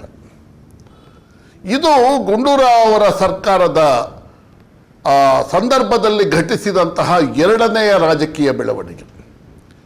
ಇವೆರಡು ರಾಜಕೀಯ ಬೆಳವಣಿಗೆಗಳು ಹೇಗೆ ಎರಡು ರಾಜಕೀಯ ಬೆಳವಣಿಗೆಗಳು, ಪ್ರಮುಖ ರಾಜಕೀಯ ಬೆಳವಣಿಗೆಗಳು 1972ರಿಂದ 80ರವರೆಗೆ ಕರ್ನಾಟಕದ ಮುಖ್ಯಮಂತ್ರಿಯಾಗಿ ಅಧಿಕಾರ ಸೂತ್ರ ಹಿಡಿದ ದೇವರಾಜ ಅರಸು ಅವರು ಕಾಂಗ್ರೆಸ್ ಪಕ್ಷಕ್ಕೆ ವಿರುದ್ಧವಾಗಿ ಕ್ರಾಂತಿ ರಂಗವನ್ನು ಸ್ಥಾಪನೆ ಮಾಡಿದರು. ದೇವರಾಜ ಅರಸು ಅವರ ಗರಡಿಯಲ್ಲಿ ಪಳಗಿದಂತಹ ಬಂಗಾರಪ್ಪ ಗುಂಡೂರಾವ್ ಅವರ ಸರ್ಕಾರದ ವಿರುದ್ಧ ಬಂಡಾಯವನ್ನು ಹೂಡಿದ್ರು. ಅದರ ಸಂಪುಟದಲ್ಲೇ ಇದ್ದು ಬಂಡಾಯವನ್ನು ಹೂಡಿದ್ರು. ಇದು ಕಾಂಗ್ರೆಸ್ ಪಕ್ಷದ ಆಂತರಿಕ ವಲಯದಲ್ಲಿ ನಡೆದಂತಹ ಘಟನಾವಳಿಗಳು. ಇದರ ಜೊತೆಗೆ 80ರಿಂದ 83ರ ಅವಧಿ ಒಳಗೆ ಕರ್ನಾಟಕದಲ್ಲಿ 3 ಪ್ರಮುಖ ಆಂದೋಲನಗಳು ಘಟಿಸ್ತು. ಪ್ರಪ್ರಥಮ ಆಂದೋಲನ ಯಾವುದು ಅಂತಂದರೆ 1980ರಲ್ಲಿ ಮಲಪ್ರಭಾ ಅಚ್ಚುಕಟ್ಟು ಪ್ರದೇಶದಲ್ಲಿದ್ದಂತಹ ರೈತರು ನಡೆಸಿದಂತಹ ದೊಡ್ಡ ಹೋರಾಟ. ಇದನ್ನು ನರಗುಂದ ಬಂಡಾಯ ಅಂತ ಕರೀತಾರೆ. ಆ ಅಚ್ಚುಕಟ್ಟು ಪ್ರದೇಶದಲ್ಲಿ ಕೃಷಿಯಲ್ಲಿ ತೊಡಗಿಸಿಕೊಂಡಿದ್ದಂತಹ ರೈತರಿಗೆ 1 ಎಕರೆಗೆ 1,500 ರೂಪಾಯಿ ನೀರ್ಗಂದಾಯವನ್ನು ಗುಂಡೂರಾವ್ ಅವರ ಸರ್ಕಾರ ಹೇರಿತು. ಇದನ್ನು ಪ್ರತಿಭಟಿಸಿದಂತಹ ರೈತರು ಈ ನೀರ್ಗಂದಾಯವನ್ನು ವಾಪಸ್ ತೆಗೆದುಕೊಳ್ಬೇಕು ಅನ್ನುವ ಘೋಷಣೆಯನ್ನು ಮಾಡಿದ್ರು. ಆದರೆ ಸರ್ಕಾರ ಅದಕ್ಕೆ ಸ್ಪಂದಿಸಲಿಲ್ಲ. ನಾನು ಆಗಲೇ ಹೇಳಿದ್ದಲ್ಲ, ಗುಂಡೂರಾವ್ ಅವರ ಸರ್ಕಾರ ಶಿಸ್ತಿನ ಸರ್ಕಾರ ಅಂತ ಅಂದ್ಬಿಟ್ಟು ಅದು ಅತಿರೇಕ ಆಯಿತು. ಶಿಸ್ತಿನ ಸರ್ಕಾರ ಆಗಲಿಲ್ಲ, ಸ್ಪಂದನಾರಾಹಿತ್ಯ ಸರ್ಕಾರ ಆಯಿತು, ಬಂಡ್ಲೆಯ ಸರ್ಕಾರ ಆಯಿತು. ಅದನ್ನು ತೊಗಲಕ್ ಸರ್ಕಾರ ಅಂತಲೂ ಕರಿತಾ ಇದ್ರು. ರೈತರ ಈ ಬೇಡಿಕೆಗೆ ಗುಂಡೂರಾವ್ ಅವರು ಸ್ಪಂದಿಸುವ ಪ್ರಯತ್ನವನ್ನೇ ಮಾಡಲಿಲ್ಲ. ಕಟ್ಟ ಕಡೆಗೆ ನವಲಗುಂದ ಮತ್ತು ನರಗುಂದದಲ್ಲಿ ರೈತರು ತಹಶೀಲ್ದಾರ್ ಅವರ ಕಚೇರಿಗೆ ಬೀಗ ಜಡಿದ್ರು. ಅದರ ಪರಿಣಾಮವಾಗಿ ಅದು ದೊಡ್ಡ ಪ್ರಮಾಣದಲ್ಲಿ ಉತ್ತರ ಕರ್ನಾಟಕದಲ್ಲಿ, ಅದರಲ್ಲೂ ಮುಂಬೈ ಕರ್ನಾಟಕದಲ್ಲಿ ವ್ಯಾಪಿಸ್ತು. ನರಗುಂದದಲ್ಲಿ ರೈತರ ಈ ಬಂಡಾಯವನ್ನು ಹತ್ತಿಕ್ಕೋದಕ್ಕೆ ಅಂದಿನ ಸರ್ಕಾರ ಗೋಲಿಬಾರನ್ನು ಮಾಡಿತು. ಆ ಗೋಲಿಬಾರ್ನ ಸಂದರ್ಭದಲ್ಲಿ 7-8 ರೈತರು ಮೃತಪಟ್ಟರು. ಇದು ಕರ್ನಾಟಕದ ಉದ್ದಗಲಕ್ಕೂ ರೈತರ ಒಂದು ಆಕ್ರೋಶಕ್ಕೆ ಕಾರಣ ಆಯಿತು. ಅವಾಗಿನ್ನೂ ದೇವರಾಜ ಅರಸರು ಕ್ರಾಂತಿ ರಂಗವನ್ನು ಸ್ಥಾಪನೆ ಮಾಡಿರಲಿಲ್ಲ. ಅವರ ನೇತೃತ್ವದ ಕಾಂಗ್ರೆಸ್ ಯುವ ಪಕ್ಷ ಇತ್ತಲ್ಲ, ಅದರ ರಾಜ್ಯ ಘಟಕದ ಅಧ್ಯಕ್ಷರಾಗಿದ್ದ DB ಚಂದ್ರೇಗೌಡ ಅವರು ನರಗುಂದದಿಂದ ಬೆಂಗಳೂರಿನವರೆಗೆ ಪಾದಯಾತ್ರೆಯಲ್ಲಿ ಬಂದರು. ಅವರ ಜೊತೆಗೆ ಕಮ್ಯುನಿಸ್ಟ್ ಪಕ್ಷಗಳಿತ್ತು, ಅವರ ಜೊತೆಗೆ ಬೇರೆ ಬೇರೆ ರಾಜಕೀಯ ಪಕ್ಷಗಳು ಸೇರಿಕೊಂಡು ಅದೊಂದು ದೊಡ್ಡ ಯಾತ್ರೆ ಆಯಿತು. ಆ ಪಾದಯಾತ್ರೆ ಬೆಂಗಳೂರಿನಲ್ಲಿ ಪರ್ಯಾವಸಾನಗೊಂಡು ಕರ್ನಾಟಕದಲ್ಲಿ ರೈತ ಸಂಘದ ಉದಯಕ್ಕೆ ನಾಂದಿಯನ್ನು ಹಾಡ್ತು. ನರಗುಂದ ಮತ್ತು ನವಲಗುಂದದ ರೈತ ಬಂಡಾಯ ಇದೆಯಲ್ಲ, ಅದು ಕರ್ನಾಟಕದ ಉದ್ದಗಲ ವ್ಯಾಪಿಸ್ತು. ರೈತರು ತಮ್ಮ ಆಕ್ರೋಶವನ್ನು ಎಲ್ಲ ಕಡೆ ವ್ಯಕ್ತಪಡಿಸೋದಕ್ಕೆ ಪ್ರಾರಂಭ ಮಾಡಿದ್ರು. ಗುಂಡೂರಾವ್ ಅವರ ಸರ್ಕಾರ ರೈತರ ಭಾವನೆಗಳಿಗೆ ಸ್ಪಂದಿಸ್ತಾ ಇಲ್ಲ, ರೈತರ ಬೇಡಿಕೆಯನ್ನು ಸಂಪೂರ್ಣವಾಗಿ ಧಿಕ್ಕರಿಸ್ತಾ ಇದೆ. ಇಂತಹ ಸಂದರ್ಭದಲ್ಲಿ ರೈತರೆಲ್ಲರೂ ಸಂಘಟಿತರಾಗಿ ಗುಂಡೂರಾವ್ ಅವರ ಸರ್ಕಾರದ ವಿರುದ್ಧ ಬಂಡಾಯವನ್ನು ಹೂಡಲೇಬೇಕು ಅನ್ನುವಂತಹ ನಿರ್ಧಾರವನ್ನು ಕೈಗೊಂಡರು. ಅಂತಹ ಸಂದರ್ಭದಲ್ಲಿ ಸುಮಾರು ದಶಕಗಳಿಂದ ಕರ್ನಾಟಕದ ಉದ್ದಗಲಕ್ಕೂ ರೈತರನ್ನು ಸಂಘಟಿಸ್ತಾ ಇದ್ದಂತಹ ಪ್ರೊಫೆಸರ್ MD ನಂಜುಂಡಸ್ವಾಮಿ ಅವರು, ಶಿವಮೊಗ್ಗದ HS ರುದ್ರಪ್ಪ, ಚಿಕ್ಕಮಗಳೂರಿನ ಸುಂದರೇಶ್, ಇವರೆಲ್ಲರ ಜೊತೆಗೂಡಿ ಕರ್ನಾಟಕದಲ್ಲಿ ರೈತ ಸಂಘವನ್ನು ಸ್ಥಾಪನೆ ಮಾಡಿದ್ರು. ರೈತ ಸಂಘ ಕರ್ನಾಟಕದ ಉದ್ದಗಲಕ್ಕೂ ವ್ಯಾಪಿಸ್ತು. ಅದರ ಅಂತಿಮ ಪರಿಣಾಮ ಏನು ಆಯಿತು ಅಂತಂದರೆ, ಗುಂಡೂರಾವ್ ಅವರ ಸರ್ಕಾರದ ವಿರುದ್ಧ ಅತ್ಯಂತ ಸಂಘಟಿತವಾಗಿ ರೈತರ ಹೋರಾಟವನ್ನು ಪ್ರಾರಂಭ ಮಾಡುವ ನಿರ್ಧಾರವನ್ನು ಅಂದಿನ ರೈತ ಸಂಘದ ನಾಯಕರು ತೆಗೆದುಕೊಂಡರು. ಇದು ಒಂದು ಬಂಗಾರಪ್ಪನವರ ಭಿನ್ನಮತ, ಇನ್ನೊಂದು ಅರಸು ಅವರಿಂದ ಕ್ರಾಂತಿರಂಗದ ಸ್ಥಾಪನೆ, ಮೂರನೆಯದು ರೈತ ಸಂಘದ ಉದಯ. ಈ 3 ಘಟನೆಗಳು 1980ರಿಂದ 83ರವರೆಗಿನ 3 ವರ್ಷಗಳ ಅವಧಿಯಲ್ಲಿ ಕರ್ನಾಟಕದಲ್ಲಾಯಿತು. ಇದರ ಜೊತೆಗೆ ಮತ್ತೊಂದು ಪ್ರಮುಖ ಘಟನೆ ಕರ್ನಾಟಕ ರಾಜ್ಯ ರಾಜಕಾರಣದಲ್ಲಿ ಮಹತ್ವದ ರಾಜಕೀಯ ಘಟನಾವಳಿಗಳಿಗೆ, ತಿರುವುಗಳಿಗೆ ಕಾರಣವಾದಂತಹ ಒಂದು ದೊಡ್ಡ ಆಂದೋಲನ ಪ್ರಾರಂಭ ಆಯಿತು. ಅದೇ ಗೋಕಾಕ್ ಚಳವಳಿ. ಗುಂಡೂರಾವ್ ಅವರ 3 ವರ್ಷಗಳ ಆಡಳಿತ ಅವಧಿಯೊಳಗೆ ಮೊಟ್ಟ ಮೊದಲನೆಯದು ಬಂಗಾರಪ್ಪನವರ ಭಿನ್ನಮತ. ಎರಡನೆಯದು ದೇವರಾಜ ಅರಸು ಅವರಿಂದ ಕ್ರಾಂತಿರಂಗದ ಸ್ಥಾಪನೆ. ಮೂರನೆಯ ಅತ್ಯಂತ ಪ್ರಮುಖ ಘಟನೆ ಏನು ಅಂತ ಅಂದರೆ ನರಗುಂದ ಬಂಡಾಯ. ಆ ನರಗುಂದ ಬಂಡಾಯ ಇದೆಯಲ್ಲ, ಅದು ಕರ್ನಾಟಕದಲ್ಲಿ ರೈತರ ಆಕ್ರೋಶಕ್ಕೆ ದೊಡ್ಡ ಪ್ರಮಾಣದಲ್ಲಿ ಕಾರಣ ಆಗುತ್ತೆ.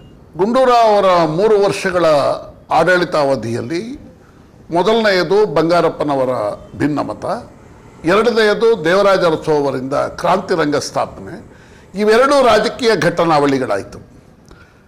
ಇದರ ಜೊತೆಗೆ ನಾನು ಆಗಲೇ ಹೇಳಿದ ಹಾಗೆ ಕರ್ನಾಟಕದಲ್ಲಿ ರೈತ ಸಂಘದ ಉದಯ ಆಯಿತು. ನರಗುಂದ ನವಲಗುಂದದ ಬಂಡಾಯದಿಂದ ಕರ್ನಾಟಕದ ಉದ್ದಗಲಕ್ಕೂ ರೈತರು ಸಂಘಟಿತರಾದರು. ಮೂರನೆಯ ಅತ್ಯಂತ ಪ್ರಮುಖ ಬೆಳವಣಿಗೆ ಯಾವುದು ಅಂತಂದರೆ ಕರ್ನಾಟಕದಲ್ಲಿ ಕನ್ನಡ ಭಾಷೆಗೆ ಶಿಕ್ಷಣದಲ್ಲಿ ಅಗ್ರಸ್ಥಾನವನ್ನು ನೀಡಬೇಕು ಅನ್ನೋದು. ಬರೀ ಕನ್ನಡ ಭಾಷೆಗಲ್ಲ, ಯಾವುದೇ ಮಾತೃಭಾಷೆಗೆ ಶಿಕ್ಷಣದಲ್ಲಿ ಅಗ್ರಸ್ಥಾನವನ್ನು ಅಗ್ರಪಟ್ಟವನ್ನು ನೀಡಬೇಕು ಅನ್ನುವಂತಹ ಬೇಡಿಕೆ ಆ ಸಂದರ್ಭದಲ್ಲಿ ಆರಂಭ ಆಯಿತು. ಇಂಥದ್ದೊಂದು ಬೇಡಿಕೆಗೆ ಕಾರಣ ಏನು ಅಂತಂದರೆ SSLC ಮತ್ತು PUC ಪರೀಕ್ಷೆಯಲ್ಲಿ ಹಾಜರಾಗ್ತಾ ಇದ್ದಂತಹ ಬಹುಪಾಲು ವಿದ್ಯಾರ್ಥಿಗಳು ತಾವು ರ್ಯಾಂಕನ್ನು ಪಡೆಯುವ ದೃಷ್ಟಿಯಿಂದ ಸಂಸ್ಕೃತವನ್ನು ಪ್ರಥಮ ಭಾಷೆಯಾಗಿ ತೆಗೆದುಕೊಳ್ತಾ ಇದ್ರು. ಸಂಸ್ಕೃತವನ್ನು ಪ್ರಥಮ ಭಾಷೆಯಾಗಿ ತೆಗೆದುಕೊಂಡ ಪರಿಣಾಮ ಏನಾಯಿತು ಅಂತಂದರೆ ಅವರು ಸಂಸ್ಕೃತದಲ್ಲಿ ಹೆಚ್ಚು ಅಂಕಗಳನ್ನು ಗಳಿಸ್ತಾ ಇದ್ರು. ಕನ್ನಡವನ್ನು ಪ್ರಥಮ ಭಾಷೆಯಾಗಿ ತೆಗೆದುಕೊಂಡವರಿಗೆ ಕಡಿಮೆ ಅಂಕ ಬರ್ತಾ ಇತ್ತು, ಸಂಸ್ಕೃತವನ್ನು ಪ್ರಥಮ ಭಾಷೆಯಾಗಿ ತೆಗೆದುಕೊಂಡವರಿಗೆ ಹೆಚ್ಚು ಅಂಕ ಬರ್ತಾ ಇತ್ತು. ಇದರ ಪರಿಣಾಮವಾಗಿ ರ್ಯಾಂಕ್ ಪಟ್ಟಿಯಲ್ಲಿ ಸಂಸ್ಕೃತವನ್ನು ಪ್ರಥಮ ಭಾಷೆಯಾಗಿ ತೆಗೆದುಕೊಂಡವರು ಪ್ರಥಮ ರ್ಯಾಂಕು, ದ್ವಿತೀಯ ರ್ಯಾಂಕು, ಹೀಗೆ 10 ರ್ಯಾಂಕ್ಗಳನ್ನು ಅವರೇ ಕಬಳಿಸ್ತಾ ಇದ್ರು. ಇಂತಹ ಸಂದರ್ಭದಲ್ಲಿ ಸಂಸ್ಕೃತವನ್ನು ಪ್ರಥಮ ಭಾಷೆಯ ಸ್ಥಾನದಿಂದ ಹಿಂದಿಕ್ಕಿ ಖಾಯಂ ಆಗಿ ಕಡ್ಡಾಯವಾಗಿ ಕನ್ನಡಕ್ಕೆ ಪ್ರಥಮ ಭಾಷೆಯ ಸ್ಥಾನವನ್ನು ಕೊಡಬೇಕು ಅನ್ನುವಂತಹ ಬೇಡಿಕೆಯನ್ನು ಕರ್ನಾಟಕದ ಸಾಹಿತಿಗಳು, ಕಲಾವಿದರು ಮತ್ತಿತರ ಕನ್ನಡ ಸಾಹಿತ್ಯಾಸಕ್ತರು ಸರ್ಕಾರದ ಮುಂದೆ ಒಂದು ಬೇಡಿಕೆಯನ್ನು ಮಂಡಿಸ್ತಾರೆ. ಆದರೆ ನಾನು ಆಗಲೇ ಹೇಳ್ತಾ ಇದ್ದೀನಿ, ರಿಪೀಟೆಡ್ಲಿ ಹೇಳ್ತಾ ಇದ್ದೀನಿ, ಗುಂಡೂರಾವ್ ಅವರ ಸರ್ಕಾರ ಬಂಡೆಯಂತಹ ಸರ್ಕಾರ. ಅದು ಸಾಹಿತಿಗಳು, ಕಲಾವಿದರು, ವಿದ್ಯಾರ್ಥಿಗಳ ಪೋಷಕರು ಅವರ ಬೇಡಿಕೆಗೆ ಸ್ಪಂದಿಸೋದೇ ಇಲ್ಲ. ಆವಾಗ ಕರ್ನಾಟಕದ ಉದ್ದಗಲಕ್ಕೂ ಒಂದು ದೊಡ್ಡ ಆಂದೋಲನ ಆರಂಭ ಆಗುತ್ತೆ. ಬೆಂಗಳೂರಿನಲ್ಲಿ ಅಂದರೆ ದಕ್ಷಿಣ ಕರ್ನಾಟಕದಲ್ಲಿ ಸಾಹಿತಿಗಳು, ಕಲಾವಿದರು ಡಾಕ್ಟರ್ M ಚಿದಾನಂದಮೂರ್ತಿ ಅವರ ನೇತೃತ್ವದಲ್ಲಿ ಒಂದು ದೊಡ್ಡ ಹೋರಾಟವನ್ನು ಪ್ರಾರಂಭ ಮಾಡ್ತಾರೆ. ಉತ್ತರ ಕರ್ನಾಟಕದಲ್ಲಿ ಪಾಟೀಲ್ ಪುಟ್ಟಪ್ಪ, ಚಂದ್ರಶೇಖರ್ ಪಾಟೀಲ, ಗಿರಡ್ಡಿ ಗೋವಿಂದರಾಜ್ ಹೀಗೆ ಅನೇಕರು ಕನ್ನಡ ಕ್ರಿಯಾ ಸಮಿತಿಯನ್ನು ರಚನೆಯನ್ನು ಮಾಡಿಕೊಂಡು, ಕನ್ನಡ ಕ್ರಿಯಾ ಸಮಿತಿ ರಚನೆಯನ್ನು ಮಾಡಿಕೊಂಡು ಅದರ ಮೂಲಕ ಕನ್ನಡ ಭಾಷೆಗೆ ಶಿಕ್ಷಣದಲ್ಲಿ ಅಗ್ರಪಟ್ಟವನ್ನು ನೀಡಬೇಕು ಅನ್ನುವಂತಹ ಹೋರಾಟವನ್ನು ಪ್ರಾರಂಭ ಮಾಡ್ತಾರೆ. ಈ ಹೋರಾಟ ಉತ್ತರ ಕರ್ನಾಟಕ ಮತ್ತು ದಕ್ಷಿಣ ಕರ್ನಾಟಕ ಎರಡು ಕಡೆ ವ್ಯಾಪಕವಾಗಿ ಆರಂಭಿಸೋದಕ್ಕೆ ಶುರುವಾಗುತ್ತೆ. ಯಾವಾಗ ಇದು ಎರಡೂ ಭಾಗಗಳಲ್ಲಿ ಅಂದರೆ ಅಖಂಡ ಕರ್ನಾಟಕದ ಉದ್ದಗಲ ಈ ಒಂದು ಹೋರಾಟ ಪಸರಿಸೋದಕ್ಕೆ ಪ್ರಾರಂಭ ಆಯಿತೋ ಆವಾಗ ಗುಂಡೂರಾವ್ ಅವರ ಸರ್ಕಾರ ಎಚ್ಚೆತ್ತುಕೊಳ್ಳುತ್ತೆ. ಗುಂಡೂರಾವ್ ಅವರು ವಿನಾಯಕ ಕೃಷ್ಣ ಗೋಕಾಕ್ ಅವರ ನೇತೃತ್ವದಲ್ಲಿ ಒಂದು ಸಮಿತಿಯನ್ನು ರಚನೆ ಮಾಡ್ತಾರೆ. ಆ ಸಮಿತಿ ಸುಮಾರು 5-6 ತಿಂಗಳ ಕಾಲ ಕರ್ನಾಟಕದ ಉದ್ದಗಲ ಸಂಚರಿಸಿ ಅಂತಿಮವಾಗಿ ಒಂದು ವರದಿಯನ್ನು ಸಿದ್ಧಪಡಿಸುತ್ತೆ. ಆ ವರದಿಯನ್ನು ಸಿದ್ಧಪಡಿಸಿ ಮಾತೃಭಾಷೆಗೆ ಶಿಕ್ಷಣದಲ್ಲಿ ಅಗ್ರಸ್ಥಾನವನ್ನು ನೀಡಬೇಕು ಅನ್ನುವಂತಹ ಶಿಫಾರಸನ್ನು ಮಾಡುತ್ತೆ. ಮಾತೃಭಾಷೆ ಅಂದ್ರೇನು? ಕರ್ನಾಟಕದಲ್ಲಿ ಕನ್ನಡಕ್ಕೆ ಅಗ್ರಸ್ಥಾನ ನೀಡಬೇಕು. ತಮಿಳು ಯಾರಾದರೂ ಇದ್ದರೆ ಅವರಿಗೆ ತಮಿಳು ಭಾಷೆಗೆ ಅಗ್ರಸ್ಥಾನವನ್ನು ನೀಡಬೇಕು. ತೆಲುಗರಿದ್ದರೆ ತೆಲುಗು ಭಾಷೆಗೆ ಅಗ್ರಸ್ಥಾನವನ್ನು ನೀಡಬೇಕು ಅನ್ನುವಂತಹ ಒಂದು ವಿಶಾಲ ನೆಲೆಗಟ್ಟಿನಲ್ಲಿ ಈ ಶಿಫಾರಸನ್ನು ಅವರು ಸರ್ಕಾರಕ್ಕೆ ಮಾಡ್ತಾರೆ. ಆದರೆ ಸರ್ಕಾರ ಏನು ಮಾಡುತ್ತೆ ಅಂತಂದರೆ ಮೈನಾರಿಟಿಗಳನ್ನು ಓಲೈಸುವ ದೃಷ್ಟಿಯಿಂದ ಯಾರು ಈ ಮುಸ್ಲಿಮರಿರಬಹುದು, ಕ್ರಿಶ್ಚಿಯನ್ರಿರಬಹುದು, ಮತ್ತಿತರ ಭಾಷಾಲ್ಪಸಂಖ್ಯಾತರನ್ನು ಓಲೈಸುವ ದೃಷ್ಟಿಯಿಂದ ಸರ್ಕಾರ ಏನು ಮಾಡುತ್ತೆ ಅಂತಂದರೆ ಗೋಕಾಕ್ ವರದಿಯನ್ನು ಗಂಭೀರವಾಗಿ ಪರಿಗಣಿಸೋದಿಲ್ಲ. ಕನ್ನಡ ಭಾಷೆಗೆ ಶಿಕ್ಷಣದಲ್ಲಿ ಅಗ್ರಸ್ಥಾನವನ್ನು ನೀಡಬೇಕು ಅನ್ನುವಂತಹ ಬೇಡಿಕೆಯನ್ನು ಅವರು ಗಂಭೀರವಾಗಿ ಪರಿಗಣಿಸದೆ ಒಂದು ರೀತಿ ನೆನೆಗುದಿಗೆ ಇಟ್ಬಿಡ್ತಾರೆ. ಇದರ ಪರಿಣಾಮ ಕರ್ನಾಟಕದ ಉದ್ದಗಲಕ್ಕೂ ದೊಡ್ಡ ಪ್ರಮಾಣದಲ್ಲಿ ಆಂದೋಲನ ಶುರುವಾಗುತ್ತೆ. ಆದರೆ 1 ತಿಂಗಳು 2 ತಿಂಗಳಾಗುತ್ತೆ ಆಂದೋಲನ ಪ್ರಾರಂಭ ಆಗಿ. ಗುಂಡೂರಾವ್ ಅವರ ಸರ್ಕಾರ ಸ್ಪಂದಿಸೋದಿಲ್ಲ. ಆದರೆ ಸಾಹಿತಿಗಳು, ಕಲಾವಿದರು ಮತ್ತಿತರರು ಮಾಡ್ತಾ ಇದ್ದಂತಹ ಈ ಆಂದೋಲನ ದುರ್ಬಲಗೊಳ್ಳುವ ಪರಿಸ್ಥಿತಿ ನಿರ್ಮಾಣ ಆಗುತ್ತೆ. ಅಂತಹ ಸಂದರ್ಭದಲ್ಲಿ ಆಂದೋಲನಕ್ಕೆ ಒಂದು ಎಲೆಕ್ಟ್ರಿಫೈಯಿಂಗ್ ಇಂಪ್ಯಾಕ್ಟ್ ಅಂದರೆ ವಿದ್ಯುತ್ ಸಂಚಲನದ ಪರಿಣಾಮವನ್ನು ಕೊಡುವಂತಹ ಪ್ರಯತ್ನ ಆಗುತ್ತೆ. ಆ ಪ್ರಯತ್ನ ಯಾವುದು ಅಂತಂದರೆ ಕನ್ನಡ ಚಲನಚಿತ್ರರಂಗದ ಮೇರು ನಟ ಡಾಕ್ಟರ್ ರಾಜ್ಕುಮಾರ್ ಅವರು ಗೋಕಾಕ್ ಚಳವಳಿಯ ಆ ಹೋರಾಟದ ಕಣಕ್ಕೆ ಧುಮುಕ್ತಾರೆ. ರಾಜ್ಕುಮಾರ್ ಅವರು ಹೋರಾಟದ ಕಣಕ್ಕೆ ಧುಮುಕಿದ ತಕ್ಷಣವೇ ಇಡೀ ಕರ್ನಾಟಕದ ಉದ್ದಗಲಕ್ಕೂ ಒಂದು ನಿಧಾನಗತಿಯಲ್ಲಿ ಸಾಗ್ತಾ ಇದ್ದು, ತೂಕುಡಿಸ್ಕೊಂಡು ಸಾಗ್ತಾ ಇದ್ದಂತಹ, ದುರ್ಬಲಗೊಂಡು ಸಾಗ್ತಾ ಇದ್ದಂತಹ ಚಳುವಳಿಗೆ ಮಹಾನ್ ಶಕ್ತಿ ಬರುತ್ತೆ. ಕರ್ನಾಟಕದ ಉದ್ದಗಲಕ್ಕೂ ಗೋಕಾಕ್ ಚಳುವಳಿ ತುಂಬ ದೊಡ್ಡ ಪ್ರಮಾಣದಲ್ಲಿ ವ್ಯಾಪಿಸುತ್ತೆ. ಯಾವಾಗ ರಾಜ್ಕುಮಾರ್ ಅವರು ಗೋಕಾಕ್ ಚಳುವಳಿಗೆ ಧುಮುಕಿ ಅದಕ್ಕೊಂದು ದೊಡ್ಡ ನಾಯಕತ್ವವನ್ನು, ಸಮರ್ಥ ನಾಯಕತ್ವವನ್ನು ಕೊಡ್ತಾರೆ. ಒಂದು ಕಡೆ ಸಾಹಿತಿಗಳು, ಕಲಾವಿದರು ಮತ್ತಿತರರಿಂದ ಒಂದು ಬೌದ್ಧಿಕ ಸಾಮರ್ಥ್ಯ, ಬೌದ್ಧಿಕ ಶಕ್ತಿ ಈ ಹೋರಾಟಕ್ಕೆ ಲಭ್ಯವಾಗಿದ್ದರೆ, ರಾಜ್ಕುಮಾರ್ ಅವರ ಪ್ರವೇಶದಿಂದ ಅದಕ್ಕೊಂದು ಜನಪ್ರಿಯತೆಯ ಶಕ್ತಿ ಬರುತ್ತೆ. ಅದಕ್ಕೊಂದು ವ್ಯಾಪಕವಾದಂತಹ ಒಂದು ಇದು ಪ್ರಭಾವಳಿ ದಕ್ಕುತ್ತೆ. ಆ ಪ್ರಭಾವಳಿ ದಕ್ಕಿದಾಗ ಚಳವಳಿ ಕರ್ನಾಟಕದ ಉದ್ದಗಲಕ್ಕೂ ದೊಡ್ಡ ಪ್ರಮಾಣದಲ್ಲಿ ಬೆಳೆಯುತ್ತೆ. ಆವಾಗ ಗುಂಡೂರಾವ್ ಅವರ ಸರ್ಕಾರ ಅನಿವಾರ್ಯವಾಗಿ ಕನ್ನಡ ಭಾಷೆಗೆ ಶಿಕ್ಷಣದಲ್ಲಿ ಅಗ್ರಸ್ಥಾನವನ್ನು ನೀಡಬೇಕಾದಂತಹ ನಿರ್ಧಾರವನ್ನು ತೆಗೆದುಕೊಳ್ಬೇಕಾಗುತ್ತೆ. ಇದು 3ನೆಯ ಬೆಳವಣಿಗೆ ಅಂತಂದರೆ 4ನೆಯ ಬೆಳವಣಿಗೆ. ಒಂದು ಬಂಗಾರಪ್ಪನವರ ಭಿನ್ನಮತ, 2ನೇದು ದೇವರಾಜ ಅರಸರಿಂದ ಕ್ರಾಂತಿರಂಗ ಸ್ಥಾಪನೆ, 3ನೇದು ರೈತ ಚಳವಳಿ, 4ನೇದು ಗೋಕಾಕ್ ಭಾಷಾ ಸೂತ್ರವನ್ನು ಜಾರಿಗೆ ತರಬೇಕು ಅನ್ನುವ ಒತ್ತಡವನ್ನು ಹೇರೋದ್ರ ಮೂಲಕ ನಡೆದಂತಹ ಒಂದು ದೊಡ್ಡ ಹೋರಾಟ. ಕನ್ನಡ ಭಾಷೆಗೆ ಅಗ್ರಸ್ಥಾನವನ್ನು ನೀಡಬೇಕು ಅಂತ ನಡೆದಂತಹ ಹೋರಾಟ. ಇದರ ಜೊತೆಗೆ ಅದೇ ಸಂದರ್ಭದಲ್ಲಿ ಬೆಂಗಳೂರಿನಲ್ಲಿದ್ದಂತಹ ಸಾರ್ವಜನಿಕ ಉದ್ಯಮಿಗಳು, HAL, HMT, ITI, BEL ಈ ಥರದ ಅನೇಕ ಸಂಘಟನೆಗಳು ತಮ್ಮ ಬೇಡಿಕೆಗಳಿಗೆ ಸರ್ಕಾರ ಮನ್ನಣೆಯನ್ನು ಕೊಡ್ತಾ ಇಲ್ಲ. ಕೇಂದ್ರ ಸರ್ಕಾರ ಮತ್ತು ರಾಜ್ಯ ಸರ್ಕಾರ ತಮ್ಮ ಬೇಡಿಕೆಗಳನ್ನು ಈಡೇರಿಸಬೇಕು ಅಂದ್ಬಿಟ್ಟು ದೊಡ್ಡ ಆಂದೋಲನವನ್ನು ಪ್ರಾರಂಭ ಮಾಡ್ತಾರೆ. ಈ ದೊಡ್ಡ ಆಂದೋಲನ ಬೆಂಗಳೂರಿನ ಉದ್ದಗಲಕ್ಕೂ ವ್ಯಾಪಿಸುತ್ತೆ. ಅದಕ್ಕೆ ಒಂದು ಕಡೆ ಗೋಕಾಕ್ ಚಳವಳಿಯಲ್ಲಿ ಭಾಗವಹಿಸಿದ್ದಂತಹ ಹೋರಾಟಗಾರರು ಬೆಂಬಲವನ್ನು ನೀಡ್ತಾರೆ, ಇನ್ನೊಂದು ಕಡೆ ರೈತ ಸಂಘ ಬೆಂಬಲವನ್ನು ನೀಡುತ್ತೆ. ಇದರ ಪರಿಣಾಮವಾಗಿ ಗುಂಡೂರಾವ್ ಅವರ ಸರ್ಕಾರ ಒಂದು ರೀತಿ ಸ್ಟ್ಯಾಂಡ್ ಸ್ಟಿಲ್ ಆಗುತ್ತೆ. ಇದರ ಜೊತೆಗೆ ಗುಂಡೂರಾವ್ ಅವರ ಸರ್ಕಾರ ಮಾಧ್ಯಮಗಳ ಮೇಲೂ ದೊಡ್ಡ ಹಲ್ಲೆಯನ್ನು ನಡೆಸುತ್ತೆ.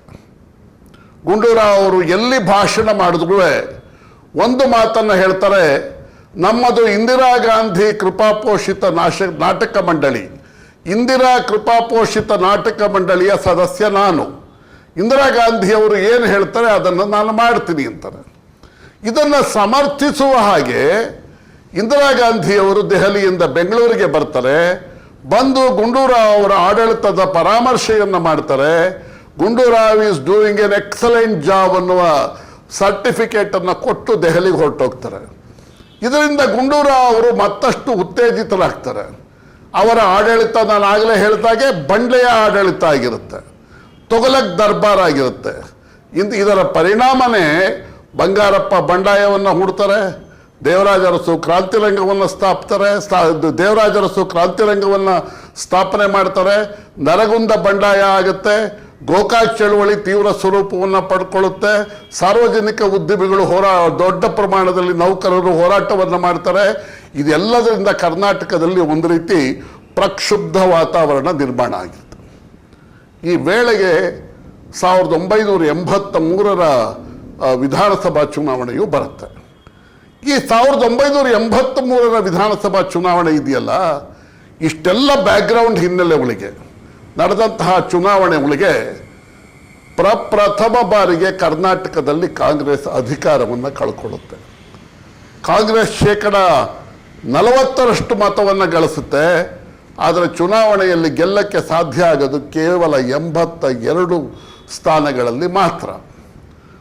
ಇನ್ನೊಂದು ಈ ಚುನಾವಣೆಯ ವಿಶೇಷ ಅಂತಂದರೆ, ಸ್ವಯಂ ಮುಖ್ಯಮಂತ್ರಿಯಾಗಿದ್ದ ಗುಂಡೂರಾವ್ ಅವರೇ ಅಧಿಕಾರವನ್ನು ಕಳ್ಕೊಳ್ತಾರೆ. ಯಾವ ರೀತಿ ಅಧಿಕಾರವನ್ನು ಕಳ್ಕೊಳ್ತಾರೆ ಅಂತಂದರೆ, ಚುನಾವಣೆಯಲ್ಲಿ ಅವರ ಪಕ್ಷ ಕೇವಲ 82 ಸ್ಥಾನಗಳನ್ನು ಗಳಿಸೋದ್ರ ಮೂಲಕ ಅಲ್ಲ ಅಧಿಕಾರ ಕಳ್ಕೊಳ್ಳೋದು.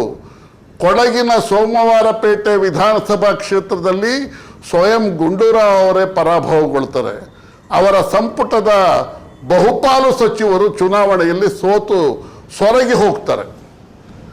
ಆದರೆ ಕರ್ನಾಟಕದಲ್ಲಿ ಈ ಕಾಂಗ್ರೆಸ್ ಪರಾಭವ, ಕಾಂಗ್ರೆಸ್ಸೇತರ ಸರ್ಕಾರ ಮುಂದೆ, ಪ್ರಪ್ರಥಮ ಕಾಂಗ್ರೆಸ್ಸೇತರ ಸರ್ಕಾರ ಮುಂದೆ ಅಧಿಕಾರಕ್ಕೆ ಬರೋದಕ್ಕೆ ಭೂಮಿಕೆಯನ್ನು ನಿರ್ಮಾಣ ಮಾಡುತ್ತೆ.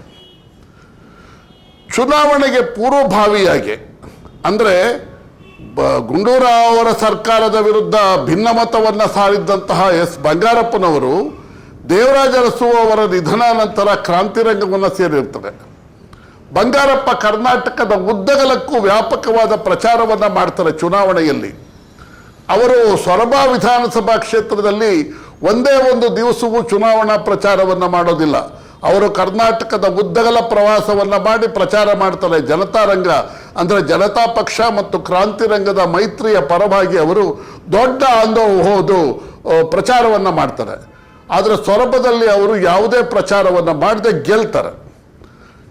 ಮತ್ತೆ ಬಂಗಾರಪ್ಪನವರ ರೋಲ್ ಇದೆಯಲ್ಲ, ಅದು ಸಿಗ್ನಿಫಿಕೆಂಟ್ ಯಾಕಾಗುತ್ತೆ ಆ ಚುನಾವಣೆಯಲ್ಲಿ ಅಂತಂದರೆ, ಬಂಗಾರಪ್ಪನವರು ಹಿಂದುಳಿದ ಸಮುದಾಯಕ್ಕೆ ಸೇರಿದಂತಹ ಒಬ್ಬ ನಾಯಕರಾಗಿರ್ತಾರೆ. ದೇವರಾಜ ಅರಸು ನಂತರ ಆ ಸಂದರ್ಭದಲ್ಲಿ ಹೆಚ್ಚು ಜನಪ್ರಿಯತೆಯನ್ನು ಗಳಿಸಿದಂತಹ ಹಿಂದುಳಿದ ಸಮುದಾಯದ ನಾಯಕರಾಗಿರ್ತಾರೆ. 1983 ಚುನಾವಣೆಯಲ್ಲಿ ಕಾಂಗ್ರೆಸ್ ಪರಾಭವಗೊಳ್ಳೋದಕ್ಕೆ ಅದು ಒಂದು ಕಾರಣ ಆಗುತ್ತೆ. ಪ್ರಪ್ರಥಮ ಬಾರಿಗೆ ಕಾಂಗ್ರೆಸ್ನ ಪರಂಪರಾಗತ ಮತ ಬ್ಯಾಂಕ್ ಹಿಂದುಳಿದವರು, ದಲಿತರು ಮತ್ತು ಅಲ್ಪಸಂಖ್ಯಾತರು 1983 ಚುನಾವಣೆಯಲ್ಲಿ ವಿಭಜನೆ ಹೊಂದ್ತಾರೆ. ಆ ವಿಭಜನೆ ಹೊಂದಿದ ಪರಿಣಾಮವಾಗಿ ಕಾಂಗ್ರೆಸ್ ಕೇವಲ 82 ಸ್ಥಾನಗಳನ್ನು ಗಳಿಸಬೇಕಾದಂಥ ಪರಿಸ್ಥಿತಿ ನಿರ್ಮಾಣ ಆಗುತ್ತೆ. ಬಂಗಾರಪ್ಪ ಮತ್ತು ಜನತಾ ಪಕ್ಷ ಅಂದರೆ ಕ್ರಾಂತಿರಂಗ ಮತ್ತು ಜನತಾ ಪಕ್ಷದ ಮೈತ್ರಿಕೂಟ 33% ಮತಗಳನ್ನು ಗಳಿಸಿ 96 ವಿಧಾನಸಭಾ ಕ್ಷೇತ್ರಗಳಲ್ಲಿ ಜಯಗಳಿಸ್ತಾರೆ. ಈ ಚುನಾವಣೆಯ ಮತ್ತೊಂದು ವಿಶೇಷ ಏನು ಅಂತಂದರೆ, ಕರ್ನಾಟಕದಲ್ಲಿ ನೆಲೆಯೇ ಇಲ್ಲದಂತಹ ಭಾರತೀಯ ಜನತಾ ಪಕ್ಷ 9% ಮತ ಗಳಿಸಿ 18 ವಿಧಾನಸಭಾ ಕ್ಷೇತ್ರಗಳಲ್ಲಿ ಜಯಗಳಿಸ್ತದೆ. ಜೊತೆಗೆ 22 ಪಕ್ಷೇತರ ಶಾಸಕರು ಸುಮಾರು 16% ಮತವನ್ನು ಗಳಿಸೋದ್ರ ಮೂಲಕ ವಿಧಾನಸಭೆಗೆ ಆಯ್ಕೆ ಆಗ್ತಾರೆ. ತದನಂತರ ಕರ್ನಾಟಕದಲ್ಲಿ ಪ್ರಪ್ರಥಮ ಕಾಂಗ್ರೆಸ್ಸೇತರ ಸರ್ಕಾರ ಅಧಿಕಾರ ಸೂತ್ರ ಹಿಡಿಯುತ್ತೆ. ಈ ಪ್ರಪ್ರಥಮ ಕಾಂಗ್ರೆಸ್ಸೇತರ ಸರ್ಕಾರಕ್ಕೆ ಜನತಾರಂಗದ ಸರ್ಕಾರ ಅಂತ ಆರಂಭದ ದಿನಗಳಲ್ಲಿ ಕರೀತಾರೆ. ಅದರ ಮುಖ್ಯಮಂತ್ರಿಯಾಗಿ ಅಧಿಕಾರ ಸೂತ್ರ ಹಿಡಿದವರು ರಾಮಕೃಷ್ಣ ಹೆಗಡೆ. ನಿಮ್ಮ ಭಾನು ನ್ಯೂಸ್ ಚಾನೆಲ್ ಅನ್ನು ಪ್ರೋತ್ಸಾಹಿಸಲು ಸಬ್ಸ್ಕ್ರೈಬ್ ಮಾಡಿ, ಹಾಗೆ ಬೆಲ್ ಬಟನ್ ಒತ್ತಿ.